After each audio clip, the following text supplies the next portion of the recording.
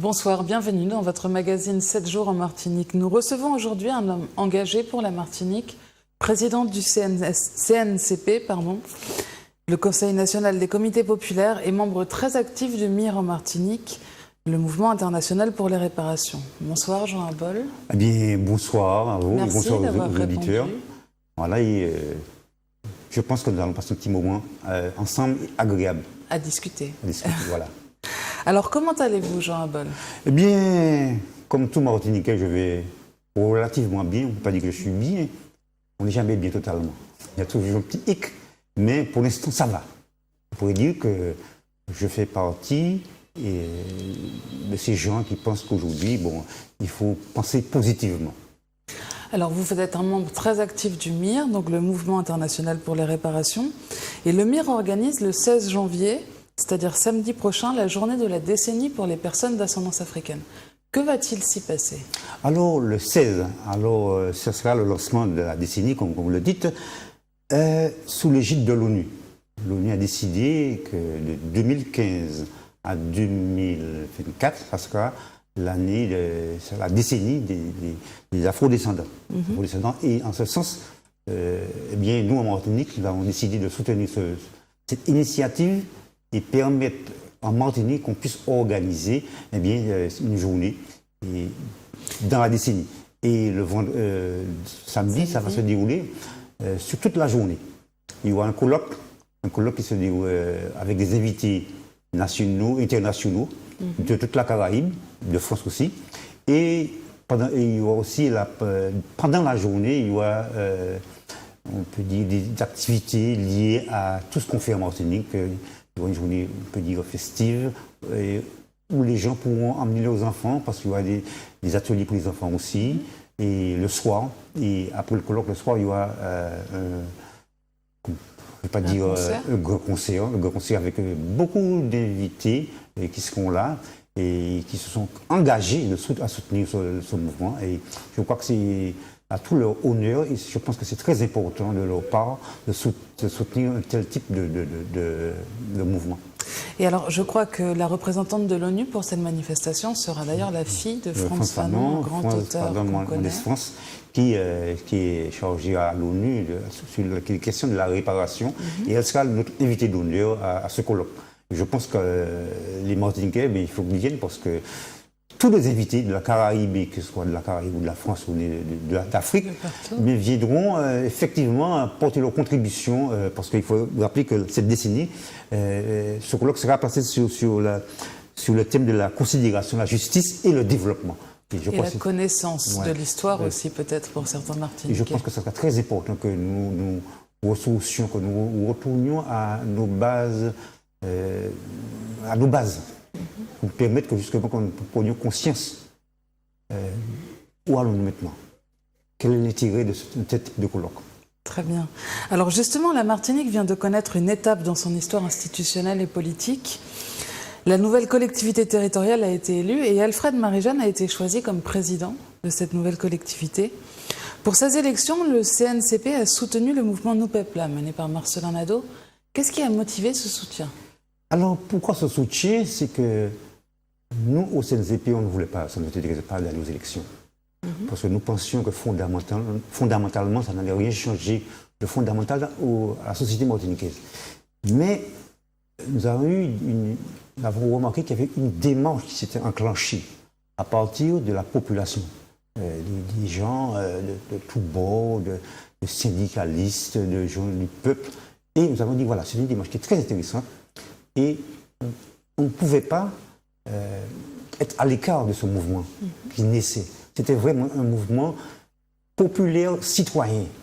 Et notre base fondamentale de notre mouvement, c'est justement permettre au peuple d'avoir accès justement à cette nouvelle politique. Et c'est ce que nous avons soutenu, Nous Pepla. Et nous pensons qu'il fallait aller encore plus loin que Nous Pepla et permettre que justement que ce mouvement puisse se développer et permettre qu'effectivement qu'il y ait une vraie prise en main de la politique par les citoyens. Et alors, avez-vous été satisfait de la campagne menée par Nous Pepla, justement? Ah oui, très satisfait, d'autant plus que dans 2 mois, 2 mois d'activité politique électorale, nous avons fait 6%. c'est énorme. Ça voulait dire que si nous étions partis comme tout le monde, bien peut-être que on ne peut pas dire qu'on sera allé, on va gagner. Mais les résultats ce sont autres. Et je pense que ce mouvement, ça a déclenché une dynamique au niveau des gens. Et aujourd'hui, les gens pensent, au niveau de la population qu'on consulte, ils pensent qu'aujourd'hui, c'est la nouvelle alternative en Martinique. Parce qu'il n'y en a plus d'alternative. Nos amis indépendantistes ont fait un nouveau moratoire. Césaire avait déjà fait un, maintenant nos amis ont fait un nouveau moratoire. Alors pensons qu'il n'y a plus d'alternative. Et l'alternative maintenant, ça tourne autour des vrais anticolonialistes qui gravitent autour de nos peuples-là. Donc ces résultats ont finalement nourri votre volonté de continuer le combat et la lutte. Parce que nous disions que notre souci, c'était de continuer le combat hors de la CTM, dans les masses, dans les populations, dans les quartiers, dans les communes. Et on continue. Et on va continuer. À donner la parole au peuple. Voilà. Et continuer d'organiser les gens à la base. C'est ça qui est fondamental. Alors cette semaine, la première plénière de la CTM était organisée pour continuer à prendre des décisions pour l'institution et pour la Martinique. Manuel Amand-Louis y était, reportage. L'Assemblée de la collectivité territoriale de Martinique s'est réunie en séance plénière. Les conseillers territoriaux, en présence des membres du conseil exécutif, étaient invités à se prononcer sur 5 points à l'ordre du jour. Les 3 premiers points s'intéressaient aux fonctions de délégation et de mandatement du président du conseil exécutif. Pour terminer, les élus ont statué sur la composition des commissions de la commande publique et sur la désignation de membres et délégués au sein d'instances internes de la collectivité et d'organismes extérieurs. Cette assemblée a été convoquée selon une procédure d'urgence. L'urgence est justifiée, d'une part, par le fait qu'il fallait que l'Assemblée donne au président de l'exécutif, autrement dit au président Alfred Marie-Jeanne, un certain nombre de pouvoirs qui sont indispensables pour qu'il puisse faire marcher la collectivité. Il y avait aussi des organismes qui dépendent en partie de la collectivité, des organismes qui ont obligatoirement, de par les textes, des représentants de la collectivité. Certains de ces organismes ont un élément d'urgence aussi à prendre en compte, parce que s'ils n'ont pas des désignations, ça va gêner leur activité. Ça peut avoir des conséquences sur la vie même de ces organismes. C'est une plénière qui n'a pas créé problème, parce qu'en fait tout le monde a envie, aussi bien majorité que l'opposition, a envie que l'instrument se mette en marche, et c'est pour cela qu'il n'y a pas eu aujourd'hui d'heure. La tenue de cette réunion plénière s'est déroulée sans encombre. Chacun des points à l'ordre du jour a été voté à l'unanimité. Alors Jean Abol, le retour d'Alfred Marie-Jeanne au pouvoir peut-il permettre de redonner une dynamique à la Martinique? Nous aurons souhaité, et nous souhaitons qu'il puisse infléchir sur la politique globale de la Martinique. Nous souhaitons cela. Comme nous disons, nous n'avons pas d'ennemis. Notre ennemi, ce n'est pas ni M. Marie-Jeanne, ni personne d'autre. Notre ennemi, c'est le colonialisme français. C'est tout, point barre. Donc, qu'il infléchisse sur cette politique-là, bon, ça sera à notre honneur. Mais nous ne pensons pas que fondamentalement, ça va y changer, quoi que ce soit. Alors, vous avez dit il y a quelque temps qu'il n'y a pas de vérité en politique. Est-ce que selon vous, cela va changer maintenant? Comme je disais, ça ne va pas changer fondamentalement. La CTM, c'est une institution française. C'est l'État français qui dirige. On ne peut que donner des orientations qui puissent, en quelque part, modifier un petit peu le schéma, si on a conscience d'un vrai développement de ce pays. Et je pense que si on n'a pas cette volonté politique de changer radicalement cette société-là, on pourra parler. Nous sommes une société néolibérale. Et le monde tel qu'il va là, si on ne tient pas compte des paramètres mondiaux, on ne pourra pas. Non. Bien sûr. Nous sommes dans un monde, la Martinique n'est pas isolée du monde, nous sommes en plein dans le monde. Et on voit tout ce qui se passe autour de nous, dans la Caraïbe, dans l'Amérique du Sud, même au Moyen, au Proche-Orient, en Afrique. Il y a tous ces éléments qui... si on n'a pas ces éléments, on ne tient pas compte de cela, on ne pourra pas y arriver. Très bien. Alors, les élections de la CTM ont animé le mois de décembre, Mais les vacances de Noël aussi, elles ont permis un bon début de la haute saison pour les professionnels du tourisme. Jean-Pierre Zabulan en a rencontré. Reportage. En 2014, le taux d'occupation des hôtels de l'île était de 52%, soit 2 points de moins par rapport à l'année précédente. Les résultats du premier trimestre 2015 étaient tout aussi mauvais, avec une baisse de près de 7%. Les responsables du tourisme et les hôteliers en connaissaient la cause, le déficit du trafic aérien vers la Martinique. La fin d'année 2015 en est tout autrement, selon Odile Delors, directrice commerciale des sites Pierre et Vacances. Le bilan de cette fin d'année, nous sommes très satisfaits. Cette saison s'annonce très très bien. Nous ne pouvons que nous en réjouir et espérons effectivement que la suite de la saison se passera toujours aussi bien. Cette saison particulièrement a très très bien démarré.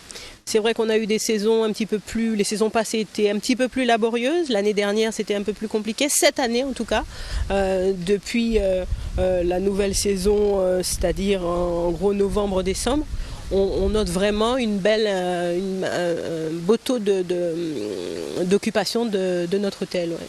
On reproche souvent aux Antilles françaises leur mauvais accueil touristique. À la lumière des bons chiffres du tourisme, il semblerait que le problème résidait sur les difficultés d'accessibilité à notre île. Je pense qu'aujourd'hui, justement, des formations dans tous les hôtels ont été mises en place. Je pense qu'il y a une belle sensibilisation aussi de la population locale et nous n'avons pas à rougir de notre accueil. Nous avons du personnel qualifié, mais non, il me semble que nous avons aujourd'hui, en tout cas en Martinique, une très belle prestation hôtelière. La recrudescence des escales des bateaux de croisière dans nos eaux est aussi un signe positif de la bonne santé du tourisme en Martinique. Alors, Monsieur Abol, le tourisme est-il un secteur économique, selon vous, sous-exploité ou mal exploité en Martinique? Je pense qu'aujourd'hui, on peut dire que le tourisme, c'est un secteur mal exploité ou qui n'est pas dans la configuration d'un vrai tourisme qui puisse permettre un aspect de notre développement. Et d'autant plus, le tourisme tel qu'il est conçu, ce n'est pas un tourisme qui est fait pour les retombées économiques pour les Martiniquais. Ce sont toujours les mêmes filiales qui engrangent de l'argent. Vous comprenez le tourisme de croisière, mais qu'est-ce que ça rapporte fondamentalement aux Martiniquais? Les achats que les touristes font sur le territoire, mais ils sont tellement minimes que vous allez voir les marchands, etc. Ils vous disent que bon, les touristes passent, ils regardent, ils repartent. Ils disent même dans le bateau de ne pas acheter. D'après même des journalistes là. De ne pas, pardon. Quand ils descendent, les touristes descendent sur le marché. Bon, mais s'ils regardent, soi-disant pour des raisons sanitaires, comme ça. Mais alors, est-ce que ce serait important, selon vous, par exemple, de créer des circuits touristiques pour montrer la Martinique martiniquaise et sortir du cliché plage, cocotier, soleil? Ah oui, mais il faudrait reconcevoir le tourisme. Et c'est pourquoi, dans notre démarche, nous pensions qu'il fallait que le tourisme soit intégré, qu'on ait un tourisme intégré, un tourisme lié à... Pas seulement, mais la mer aussi. C'est pour dire de notre tourisme. Nous sommes entourés de deux mers. Le tourisme de plongée, le tourisme de montagne. Quand vous allez à Paris, vous payez pour entrer à la Tour Eiffel. Pourquoi ne pas payer pour nos musées ici, pour de l'argent, pour le Martiniquais? Pourquoi pas? Oui, mettre en valeur le patrimoine local. Oui. Et nous pensons que c'est ça un vrai tourisme intégré. Et non un tourisme de croisière ou un tourisme vraiment touristique. De passage où le touriste ne connaît même pas fondamentalement la Martinique. Bien sûr. Voilà. Alors vous êtes également, Jean Abol, un homme sensible à la nature et surtout à son respect. Cette semaine, une pile à hydrogène débarquait pour la première fois en Martinique. Il s'agit d'un projet dans le cadre de nouvelles énergies mis en place par la SARA. Walter Pintor a été recueillir les explications d'un responsable de la SARA. Reportage. Dans le cadre de ces projets énergie nouvelle présentés à la presse au mois de septembre dernier, la SARA nous a conviés aujourd'hui à une conférence afin de nous présenter l'arrivée d'une pile à combustible d'1 MW fournie par HDF, Hydrogène de France, destinée à produire de l'électricité à partir d'hydrogène produit à la raffinerie. Le projet Hydrogène de Martinique est une première pierre à l'édifice du développement durable en Martinique dans la mesure où les piles à combustible ne rejettent que de l'eau quand elles produisent de l'électricité. Elles permettront demain de participer au stockage des énergies renouvelables intermittentes et à l'autonomie énergétique du territoire. La SARA a l'intention de fabriquer à partir de l'excédent d'hydrogène qu'elle produit, de l'électricité à mettre sur le réseau. Et l'outil qu'on va utiliser pour ça, c'est une pile à hydrogène de capacité 1 MW qui devait descendre du bateau il y a une demi-heure à peu près. Le principe de cette pile, pour parler simplement, est le principe inverse de l'électrolyse qu'on a apprise en 4e ou en 3e. Quand on fait passer un courant électrique dans de l'eau, on obtient de l'hydrogène et de l'oxygène. À l'envers, quand on met de l'hydrogène d'un côté et qu'on met aussi de l'oxygène de l'air, on obtient de l'électricité et de l'eau. C'est un principe simple, maintenant c'est un petit peu plus compliqué quand même quand on est dans la machine. Aujourd'hui, la capacité de la pile est prévue pour 1 MW. Elle est donnée pour 1 MW de production de puissance électrique. C'est la première fois que ce projet sera utilisé sur le territoire de la Martinique et préfigure la mise en place d'une filière hydrogène dans notre département et plus largement dans les DFA.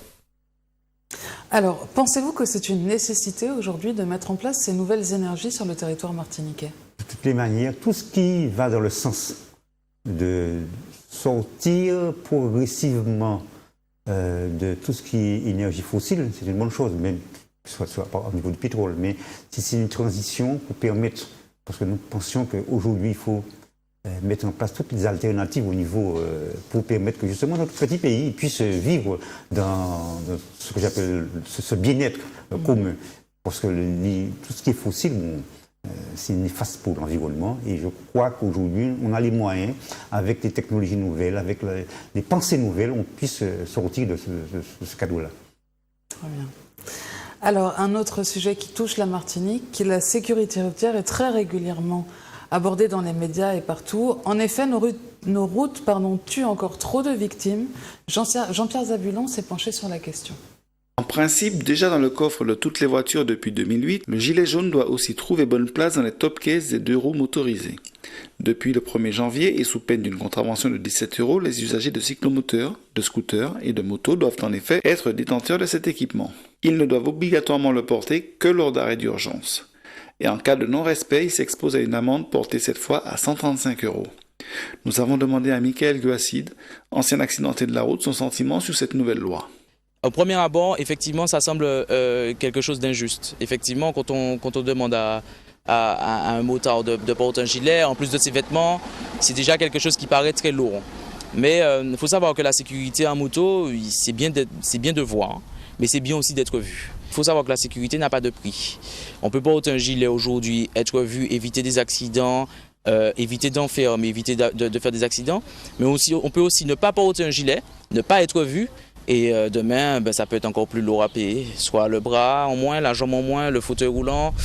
Le prix est très lourd à payer. Un prix lourd à payer, ce n'est visiblement pas le problème de Alan, 17 ans, que nous avons croisé. On est confiant ça, moi. Non, on ne va pas penser à ça, moi. Moi, je dis, mais on ne va pas penser à ça. Pour ça, on ne va pas mettre pichon les mains. Moi, on va penser à ça, c'est pichon. Pichon, on va mettre ça là. Donc, on va rouler plus confiance, mais. Pour lutter contre cette inconscience, des associations telles que Objectif Prévention Martinique tentent de responsabiliser depuis le plus jeune âge. On met en place des actions de prévention de proximité avec des associations qui font appel à nous, que ce soit sur des territoires prioritaires, notamment sur Fort-de-France, sur le Lamentin, mais aussi de plus en plus aussi sur d'autres territoires qui se sont développés, notamment sur le Robert, où on va au plus près des jeunes. Donc on commence dès la maternelle en fait, pour les sensibiliser à travers une piste mobile d'éducation à la sécurité routière. Donc on a des animateurs avec un équipement de vélo pour tout âge, avec aussi des scooters pour sensibiliser ces jeunes justement au port du casque de leur plus jeune âge. Donc dès la maternelle, on implique déjà les enfants à avoir ce geste, à porter le casque et à avoir aussi une conduite, on va dire, sécuritaire lorsqu'on va faire du vélo, en espérant que cet apprentissage de leur plus jeune âge permettra à ces jeunes, en grandissant, de porter le casque. L'année 2015 aurait été mauvaise sur le plan de la sécurité routière pour les utilisateurs des 2 roues. Ils représentent 20 des 27 morts sur les routes. Alors Jean Abol, la loi visiblement ne suffit pas à protéger les usagers de la route en Martinique, puisque le port du casque est obligatoire et malheureusement beaucoup de victimes meurent par non-port du casque. Qu'est-ce qui peut expliquer ces tragiques bilans de la route sur le territoire? Il y a beaucoup de facteurs qu'on ne pourra pas énumérer comme cela, mais il y a un facteur dominant. Quand on voit un jeune discuter avec lui, il vous dira, bon, moi, mais je me défoule, bon, il y a une forme d'inconscience qui est due, je crois, soit un mal-être social, il faut se faire voir, il faut montrer qu'on existe. Qu'on existe. Et ils vous diront que mourir, mettons mourir après, il faut mourir. Ça ne pose pas de problème. C'est tout bête ce qu'ils disent. Et je crois qu'il faudrait repenser le problème à la base. Bon, je connais le jeune accidenté qui a parlé, il a bien exprimé le problème. Oui. Mais quand vous entendez le deuxième, vous voyez les consciences totales qu'il a par rapport à du haut qu'il a devant. Il ne sait même pas où il pourra. Il n'a même pas conscience de ce qu'il fait. Non, mais la mort est quelque chose. C'est devenu banal, la mort. La mort est devenue banale, mais la question que ces jeunes ne se posent pas, ou le sujet auquel ils ne pensent pas, c'est qu'est-ce que pourrait être leur vie après l'accident. Si, c'est pas la mort, mais c'est juste un handicap, un fort handicap. C'est leur vie, c'est la vie de leur famille qui va changer. Oui. Mais vous regardez les jeunes qui sont accidentés, les 3 quarts, les jeunes qui sont accidentés, ce sont des jeunes qui ne travaillent pas, des jeunes en chômage, qui n'ont pas de perspective de vie, en fait. Ils ont pas, c'est ça le fondamental. Pourquoi avoir peur de la mort quand on n'a pas de perspective de vie? Je crois que c'est fondamental. En fait, c'est la base. Je crois que c'est la base. Et quand je discute avec les jeunes petits gars, ce qu'ils me disent. Voilà. Très bien, alors nous ne pouvions pas réaliser cette émission sans aborder la question du terrorisme très présente en métropole. À Montrouge, le 8 janvier 2015, donc de l'année dernière, Clarissa Jean-Philippe, une jeune policière martiniquaise, était tuée dans l'exercice de ses fonctions par Amédi Koulibaly. Hier, sa famille, ses amis et les officiels martiniquais étaient réunis à Sainte-Marie pour lui rendre hommage. Jean-Pierre Zabulon y était, reportage. Ce matin, la commune de Sainte-Marie a inauguré non sans émotion la place Clarissa Jean-Philippe, anciennement appelée Plaine de l'Union. Depuis la fête patronale du 15 août dernier, nous avions décidé, la municipalité, en tout cas le maire et son conseil municipal, d'ériger une statue sur cette place à son effigie, qui est juste là. Et nous avions également, en accord avec la famille, décidé de rebaptiser cet espace qui portait le nom de Plaine de l'Union, de rebaptiser en espace Clarissa Jean-Philippe. Clarissa Jean-Philippe, qui il y a un an tout juste a été abattue froidement dans le dos par Amédi Koulibaly, la mère de Clarissa nous livre ses sentiments. Mais ça me donne chaud au cœur, mais il y a la tristesse encore. C'est pas facile pour moi. Je prie, je parle pour elle, je lui demande de venir voir sa maman un peu pour qu'on puisse parler, parce que depuis qu'elle est morte, je l'ai rêvée 2 fois, mais je ne l'ai pas encore vue de face. Je fais aller et je tiens pour elle, surtout pour elle, parce qu'elle ne voudrait pas que sa maman soit par terre. Bon, il y a toujours la haine. Il y a la haine de savoir qu'elle n'est plus là, quoi. Et qu'il n'est pas par accident. Bon, après, ça fait plaisir de voir qu'il y a beaucoup de personnes qui sont là avec nous, qui nous soutiennent. Mais comme je viens de dire, côté cœur, ça fait mal. La mère de Clarissa qui reproche au gouvernement français de l'avoir un peu oubliée durant cette année. Non, on a mis ma fille sur les côtés. On n'a rien pu faire pour elle et puis c'est maintenant qu'on fait des trucs. Pas pour la Martinique, c'est là-bas. La Martinique s'est bien occupée de moi parce que tout ce que monsieur le maire, monsieur le député, tout le monde a fait pour moi, la France n'a rien fait pour moi. Je vais le dire au président parce que je veux le voir aussi. Je suis d'accord avec elle, on l'a abandonnée, je partage son avis. Un an après, on se réveille, on se dit allez, c'est la commémoration, on va mettre des gerbes un peu partout. Mais on l'a quand même oublié pendant un an. On l'a enterré Clarissa et après, plus de son, plus d'image. Donc je partage son avis. Demain, ce sera au tour de la ville de Montrouge de rebaptiser une rue de la commune en hommage à la policière tuée. Alors, Jean Abol, comment réagissez-vous à ce reportage et aux propos de la maman de Clarissa Jean-Philippe? Vous savez, elle a raison quelque part. Si, effectivement, elle n'a pas eu de soutien de la part de l'État français, je pense qu'elle a sauté son doigt. Mais je voulais revenir un petit peu sur... Parce que quand on parle de terrorisme, il faudrait quand même que les gens comprennent que le terrorisme, c'est pas seulement des gars qui viennent, des kamikazes qui tuent. Bon, ça a une cause, ça sort de quelque part. Mais on se demande, mais pourquoi il y a du terrorisme? Alors le problème, c'est fondamentalement, c'est la vraie question. Pourquoi c'est des gens sans rôle? Qui sont ces gens? Ce sont des fractions qui ont combattu en Libye, qui ont tué Kadhafi, en Syrie. Ce sont ces gens-là que les pays européens ont soutenus et maintenant ils retournent leurs armes que les Européens avaient données contre. Vous voyez, chez nous on dit, ils ont créé des petits monstres et les petits monstres sont venus contre eux maintenant. C'est vrai. C'est ça la vraie réalité. Ils ont déstabilisé toute une région dans le monde. Ils ont tué Kadhafi pour des raisons futiles. Saddam Hussein pour des raisons futiles. En Syrie pour des raisons, ils essaient d'éliminer. C'est tout cela qu'il faut comprendre. Et ce terrorisme-là, c'est un terrorisme créé. Ce sont les mêmes gens-là qui crient au terrorisme que le terrorisme. Mais pensez-vous que la Martinique est menacée par ce terrorisme? Je ne crois pas. Je ne crois pas. Il peut y avoir peut-être des gens qui ont des pensées, mais je ne crois pas fondamentalement qu'il y ait par contre, si la situation perdure en Martinique, comme elle perdure, il y aura de tout. Il y aura des islamistes, il y aura de tout. Parce que la situation de Martinique est très grave. Je pense qu'il faut sortir des schémas où la Martinique, bon, mais on va tout résoudre. Mais nous sommes dans une situation très critique et profonde. Il y a un arrêt total. Ça ne se pèse pas à vue d'œil comme cela, mais dans la réalité, elle est. Ça se sent. Ça se sent.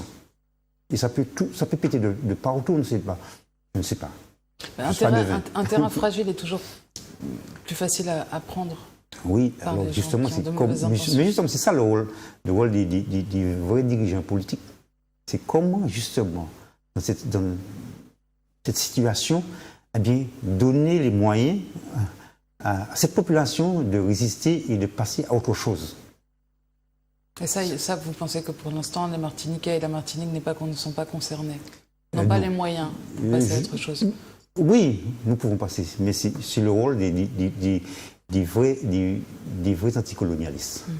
Ils ont un rôle fondamental à jouer dans cette période. Mais alors, qu'est-ce qui est nécessaire pour la Martinique aujourd'hui, selon vous? Moi, à l'heure actuelle, il faut dire aux gens de s'organiser à la base, dans les quartiers, dans les communes, de donner les moyens de résister, parce qu'on ne pourra pas vivre comme nous vivons là. Tout ce qu'on avait de culturel qui nous permettait de tous les liens sociaux que nous avions, ça commence à se détériorer.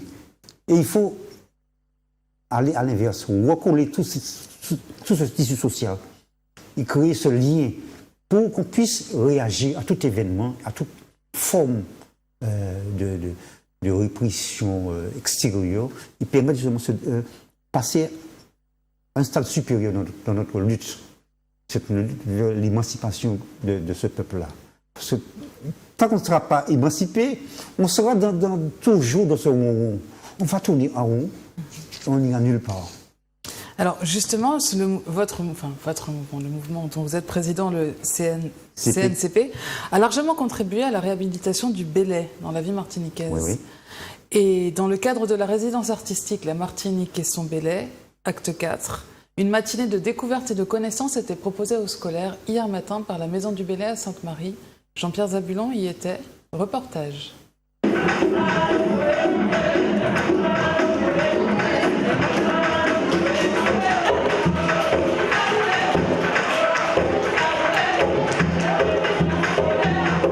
Ce matin, à la Maison du Bélait a eu lieu une masterclass avec les écoles primaires de Sainte-Marie et les collèges du Lamentin, dans le but de faire découvrir aussi aux scolaires les différents bélets de la Caraïbe. Il y a un travail qui se fait, on a de plus en plus d'enfants qui prennent des cours, à la Maison du Bélait ou dans toutes les associations Bélait qui existent en Martinique, puisqu'il y en a beaucoup, et puis notamment aussi dans les écoles qui maintenant, de toute façon, il y a l'option bac au lycée maintenant, et donc ça commence à venir. Bella Lifam, professeur de danse venue de l'île de la Dominique, nous parle du Bélait de son île. Dominique Bélait, ici on bitin qui faut espérer pour communiquer la moins qu'à ouester. Il y a deux Bélais piqué et Bélais sauté. Bélais piqué c'est plus aisé, doucement Bélais. Bélais sauté c'est un Bélais là où besoin autant d'énergie, autant gramme, autant roulement. C'est un projet musical Bel Air Jazz. Et puis bon, nous tenions un débat hier soir. Nous tenions Sainte-Lucie, la Grenade, Tobago, Trinidad, Dominique. C'est ça. Et puis nous partageons l'expérience nous en Bel Air, chaque pays. Et puis historique Bel Air, comment Bel Air entré dans ces petits îles-là. Et puis comment Bel Air évolué en différents ces pays-là, ou la Caraïbe, et qui ça a divini Bel Air quoi. Découvrir les richesses musicales des îles voisines, une belle idée pour enrichir notre culture. Alors Jean Abol, qu'est-ce que le belay pour vous? Ah bon, le belay c'est le son. C'est la musique fondamentale de ce peuple-là, le peuple martiniquais. C'est la seule musique que ce peuple-là a créée. Toutes les autres musiques, ce sont des musiques accrochées. Mais le belay, c'est vraiment la matrice fondamentale de la Martinique. Et alors, que pensez-vous de ces manifestations de transmission aux jeunes générations? Il faut continuer, il faut développer, il faut permettre aux jeunes de s'accaparer du belay et de la développer le belay, parce que je pense que comme toute musique, comme toute danse, ça évolue et ça doit évoluer avec la société. Et je pense qu'aujourd'hui, nous sommes dans ce chemin-là et je pense que c'est une très bonne chose que les gens s'approprient de ce qui est. Mais alors, qu'est-ce que le belay peut transmettre comme idée aux jeunes générations? Est-ce que ça peut aider à construire cette identité martiniquaise? Ah oui, mais c'est fondamental. Le belay, c'est notre manière vive. C'est messe Martinique. Et ça permet de créer ce lien. C'est une autre manière de voir la vie. Quand on a une soirée de belay, mais c'est extraordinaire. Les gens, les gens ne se battent pas. C'est la fraternité, c'est la convivialité, c'est quelque chose de convivial. Je crois que ce sont ces valeurs-là que le belay apporte aux Martiniquais, aux gens qui en pratiquent. Et il faut que le belay arrive à intégrer toute la nation martiniquaise. Le belay a un message porteur pour la société martiniquaise? Ah oui, je pense que c'est le facteur déterminant dans notre devenir. Très bien, merci beaucoup Jean Adol d'avoir partagé ce moment avec nous. C'est moi qui vous remercie. Et je pense que les auditeurs et auditrices de Zouk TV pourront déceler dans ce que j'ai dit, ce qu'il y a de bon, ce qu'il y a de mauvais. Et puis voilà, c'est comme ça qu'on peut avancer. C'est la discussion, c'est dans l'échange qu'on pourra avancer dans ce pays. Bien sûr. En toute convivialité. C'est la fin de cette édition. Passez un agréable week-end sur Zouk TV. À lundi.